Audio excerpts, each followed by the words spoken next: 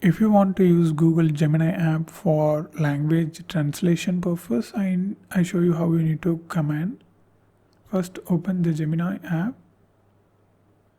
Okay, now you need to tell like this. So for example, I want to translate from English to Tamil and I don't want to use the mixing of language like Tanglish.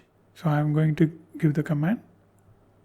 Just click the mic icon and say, "Hey Gemini, if I said you need to translate English to Tamil, you don't use the Tanglish language, only you need to translate Tamil and English. So keep that in mind."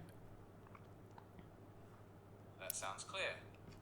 So here you can see it's mentioned in the bracket. So you need to use the keyword, keep that in mind or store this on your memory like that.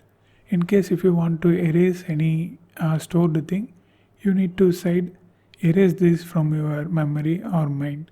Let's check that. What is the meaning of taunt in Tamil? The most common and accurate meanings for the word taunt.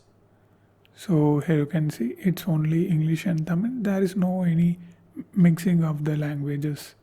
That's it. This is how you need to do. And if you want to know more videos about Gemini, you need to watch this playlist.